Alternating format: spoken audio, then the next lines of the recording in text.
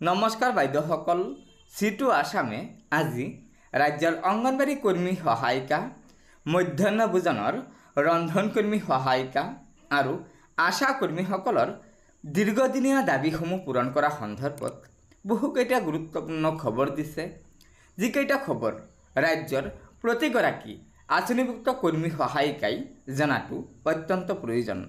গতিকে বলক আমি আগবাঢ়ি গৈ আজিৰ এই গুৰুত্বপূৰ্ণ খবৰটো জানি লওঁ। এই সম্প্ৰতি অৰ্থাৎ যোৱাকালি আৰু পৰহিৰ ভিতৰত দুটা খবৰে আমাক উদ্বিগ্ন আশ্বস্ত কৰিছে কিছু পৰিমাণে। এয়া হ'ল দীৰ্ঘদিন ধৰি অসমৰ ৰাইজে আন্দোলন কৰি আছিল, দীৰ্ঘদিন ধৰি অসমৰ শ্ৰমজীৱী মানুহে দাবী কৰি আছিল আৰু এই দাবীৰ প্ৰতি জনসাধাৰণৰ এই প্ৰতিবাদৰ ভাষা সামান্য পৰিমাণে বুজি পোৱা বুলি আমি জানিব পাৰিছোঁ। আন এটা আশ্বস্ত হ'ব লগা খবৰ হৈছে যে আঁচনিভুক্ত কৰ্মচাৰীসকলক দৰমহা দিম বুলি কৈছে। দৰমহা মাননীয় মুখ্যমন্ত্ৰীয়ে দৰমহাৰে কি বুজাইছে আমি নাজানো। যিয়ে নহওক তেওঁলোকে কৈছে যে তেওঁলোকৰ দৰমহা বৃদ্ধিৰ কাৰণে ৰাজ্য চৰকাৰখনে চিন্তা কৰি আছে আৰু অহা বাজেটত এটা বাজেট প্ৰস্তাৱ ৰখাৰ কথাও তেওঁলোকে ঘোষণা কৰিছে। এইটো সাধাৰণ কথা নহয়, কিন্তু ঘোষণা এটা কৰিছে মাননীয় মুখ্যমন্ত্ৰী ডাঙৰীয়াই। এই দুইটা ঘটনাই অসমৰ শ্ৰমিক আন্দোলনৰ কাৰণে আমি CITUৰ নেতৃত্বত যিবিলাক আমি আন্দোলন সংগ্ৰাম কৰিছোঁ তাৰ কাৰণে এটা সামান্য পৰিমাণে ভাল খবৰ। মই এই শব্দটোৱে কৈছোঁ, সামান্য পৰিমাণে ভাল খবৰ এইকাৰণেই যে এই চৰকাৰখনৰ নীতিৰ ওপৰত আমাৰ বিশ্বাস খুব কম। কাৰণ এই চৰকাৰখনৰ নীতিটো কোনো অৱস্থাতেই অসমৰ উদ্যোগ প্ৰতিষ্ঠান ৰক্ষাৰ সপক্ষে আমি বিগত সময়ত দেখা নাই আৰু অহা সময়তো হ'ব বুলি তেনেকুৱা ধাৰণা নহয়। একেই ধৰণে এই চৰকাৰখনে সাধাৰণ শ্ৰমজীৱী ৰাইজৰ সপক্ষে কাম কৰাৰ উদাহৰণ একেবাৰেই কম। গতিকে এই অৰ্থত এতিয়া যে ৰাইজৰ দাবীৰ প্ৰতি সঁহাৰি দিব বিচাৰিছে, যিটো কিছুমানে আলোচনা কৰিবলৈ কৈছে যে শিলে সাৰ পালে, অৱশেষত শিলেও সাৰ পালে। অৰ্থাৎ ইমান দিন ধৰি ক'বলৈ গ'লে বিভিন্ন তাল বাহানা কৰি থকা এই চৰকাৰখনে অৱশেষত গৈ আমাৰ আঁচনিভুক্ত কৰ্মচাৰীসকলক দৰমহা দিয়াৰ কথাটো কৈছে।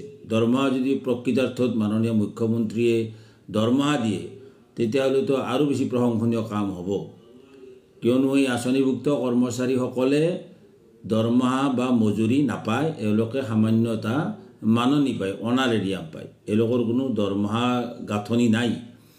আমি যিটো ইংৰাজীত চেলাৰী বুলি কোৱা হয় আৰু আইনত দৰমহা শব্দৰ অৰ্থ যি ধৰণে ব্যাখ্যা কৰা হৈছে সেই অৰ্থত এওঁলোকে তেনেকুৱা কোনো দৰমহা নাপায়। এই আঁচনিভুক্ত কৰ্মচাৰীসকলে অংগনবাড়ী কৰ্মী আৰু সহায়িকাসকলে 6,500 টকা পায়। কেন্দ্ৰীয় চৰকাৰৰ 4,500 টকা, ৰাজ্য চৰকাৰৰ 2,000 টকা। একেধৰণে সহায়িকাসকলে 3,250 টকা পায় মাহিলী মাত্ৰ। ৰন্ধন কৰ্মচাৰীসকলে 1,500 টকা পায় মাহিলী মাত্ৰ আৰু আশা কৰ্মীসকলে 3,000 টকা পায়। তাকো বিভিন্ন কণ্ডিশ্যনেল চৰ্ত সাপেক্ষ। 2,000 টকা কেন্দ্ৰীয় চৰকাৰৰ, ৰাজ্য চৰকাৰে 1,000 টকা দিম বুলি কৈছে। তাকো এইটো হ'ল ক'বলৈ গ'লে কৰ্ম উদ্যমতা বঁটাৰ উৎসাহজনক বনাছৰ দৰে আৰু ইনচেণ্টিভ নিচিনাকৈ টোটেল মিলি পেলাই 3,000 টকা পায়। আৰু বৰ্তমান মূল্যবৃদ্ধিৰ প্ৰেক্ষাপটত এই আঁচনিভুক্ত কৰ্মচাৰীসকলে চৰকাৰী সেৱা আগবঢ়াই আছে নিজৰ পকেটৰ ধন খৰচ কৰি পেলাই।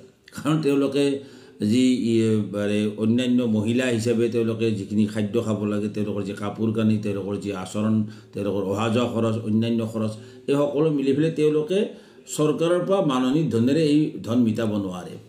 প্ৰকৃতাৰ্থত ক'বলৈ গ'লে আজি ICDSত কাম কৰা অংগনবাড়ী কৰ্মী সহায়িকা, NHMত কাম কৰা আশাসকল বা মিড ডে মিলত কাম কৰা ৰন্ধন কৰ্মচাৰীসকলে নিজৰ পৰিয়ালৰ সহায় নহ'লে এই আঁচনিৰ কামখিনি সেৱাখিনিও আগবঢ়াব নোৱাৰে। কিন্তু আজি এইলোকক দীৰ্ঘদিন ধৰি তেওঁলোকে দাবী কৰি আছিল যে ভাৰতবৰ্ষৰ বহু ৰাজ্য চৰকাৰে সামান্য পৰিমাণে হ'লে তেওঁলোকক সহায় দিছে, যে অসম চৰকাৰো দিব লাগে। তেওঁলোকৰ বেছিভাগৰে দাবী কৰিছিল 10,000 টকা পৰ্যন্ত সৰ্বনিম্ন হ'ব লাগে। মাহিলী অন্ততঃ 10,000 টকা তেওঁলোকে পোৱা উচিত মাননি হিচাপে, দৰমহা বা মজুৰিৰ প্ৰশ্ন নহয়। এতিয়া মাননীয় মুখ্যমন্ত্ৰীগৰাকীয়ে দৰমহাৰ কথা কৈছে, খুব ভাল কথা। দীৰ্ঘদিন ধৰি দাবী কৰি থকা হৈছে যে এওঁলোকক তৃতীয় অথবা চতুৰ্থ বৰ্গৰ কৰ্মচাৰী হিচাপে গণ্য কৰি ৰাজ্য চৰকাৰৰ তৃতীয় অথবা চতুৰ্থ বৰ্গৰ কৰ্মচাৰী পোৱা সমাৰোহ দৰমহা এওঁলোকক দিব লাগে। এই দাবী যদি মাননীয় মুখ্যমন্ত্ৰীয়ে অৰ্থ কৰিছে, যদি তেখেতৰ এই ঘোষণাৰ অৰ্থ হৈছে, তেতিয়াহ'লেতো আমি খুবেই আৰু বেছি আশ্বস্ত হ'ম। আশা কৰিম যে এই ধৰণৰ কামেই কৰিব। কিন্তু যদি সেইটোও নকৰে, অন্ততঃ বাজেটত এওঁলোকক এইসকল আঁচনিভুক্ত কৰ্মচাৰীক মাননীয় মুখ্যমন্ত্ৰীয়ে ঘোষণা যি ধৰণে কৰিছে, এই ঘোষণা যাতে কাৰ্যকৰী হয়। আমাৰ সন্দেহ আছে, আমাকতো দেখিবই নোৱাৰে মাননীয় মুখ্যমন্ত্ৰীগৰাকীয়ে CITUৰ সংগঠনক পূৰা আঁতৰি যাব লাগে, CITU কৰিলে বোলে বেয়া হয়, CITU কৰিলে অমুক হয়। কাৰণ CITUৱে ন্যায্য ডিমাণ্ড দাবীবিলাক কৰি আছে লিগেল পইণ্টত। CITUৱে উত্থাপন কৰা দাবী এটাও মাননীয় মুখ্যমন্ত্ৰী হওক বা অসম চৰকাৰৰ কোনো বিষয়ে আজিলৈকে অস্বীকাৰ কৰিব পৰা নাই বা ক'ব পৰা নাই যে you are demanding illegal demand, your demands are illegal demand. এই কথাটো কোনেও ক'ব পৰা নাই। আপোনালোকৰ দাবীবিলাক অন্যায় দাবী, এই কথা কোনেও ক'ব পৰা নাই।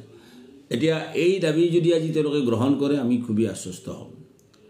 গতিকে আমি আশা কৰিম যে মাননীয় মুখ্যমন্ত্ৰীৰ ঘোষণা অনুসৰি যাতে অহা বাজেটত এওঁলোকৰ কাৰণে সুকীয়া বাজেট প্ৰস্তুত কৰি এইসকল আঁচনিভুক্ত কৰ্মচাৰীক প্ৰত্যেকেই যাতে অন্ততঃ সৰ্বনিম্ন 10,000কৈ মাহিলী মাননি পোৱাৰ এটা ব্যৱস্থা কৰে। এইটো হৈছে CITUৰ ফালৰ পৰা আমাৰ আবেদন। আৰু পুনৰবাৰ আবেদন জনাম যে এয়া হৈছে কিন্তু জনসাধাৰণৰ সচেতন, জনসাধাৰণৰ গণতান্ত্ৰিক প্ৰতিবাদৰ প্ৰতিফলন। এয়া চৰকাৰ আজি ৰাইজৰ এই দাবীৰ প্ৰতি আজি তেওঁলোকে সঁহাৰি দিবলৈ বাধ্য হৈছে। আৰু আঁচনিভুক্ত কৰ্মচাৰীসকলক আমি সংগ্ৰামী অভিনন্দন জনাম। তেওঁলোকে সচলত 22 দিন ধৰি দিনে নিশাই আন্দোলন কৰিছিল। অংগনবাড়ী কৰ্মী সহায়িকাসকলে, ৰন্ধন কৰ্মচাৰীসকলে আন্দোলন কৰি আছে, আশা কৰ্মীসকলে আন্দোলন কৰি আছে। এই মহিলাসকলৰ প্ৰতি তেওঁলোকে সাংঘাতিক ধৰণৰ এটা নিৰ্লিপ্ত অৱস্থাত আছিল, একেবাৰে কোনো কথা শুনা নাছিল। আজি মাননীয় মুখ্যমন্ত্ৰীয়ে কৈছে যে আমি তেওঁলোকৰ কাৰণে দৰমহাৰ কথা ঠিক কৰি আছোঁ। এয়া খুবেই আদৰণীয়, এয়া কাৰ্যকৰী হওক। আমি আশা কৰিম এই কাৰ্যকৰী ব্যৱস্থা হাতত ল'ব।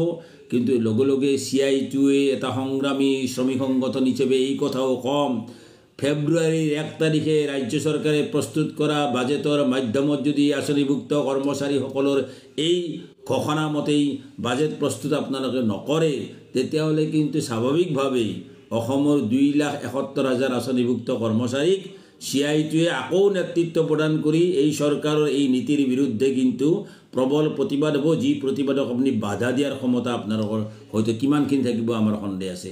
হয় বাইদেউসকল, শেহতীয়াকৈ ৰাজ্যৰ মাননীয় মুখ্যমন্ত্ৰী ডক্টৰ হিমন্ত বিশ্ব শৰ্মা ডাঙৰীয়াই ৰাজ্যৰ অংগনবাড়ী কৰ্মী সহায়িকা, মধ্যাহ্ন ভোজনৰ ৰন্ধন কৰ্মী সহায়িকা আৰু আশা কৰ্মীসকলৰ দৰমহা বৃদ্ধিৰ ওপৰত যি বৃহৎ ঘোষণা কৰিছিল, সেই ঘোষণাৰ প্ৰতিক্ৰিয়া ৰূপে CITU আসামৰ সাধাৰণ সম্পাদক তপন শৰ্মা ডাঙৰীয়াই এনেদৰে মন্তব্য আগবঢ়াইছে।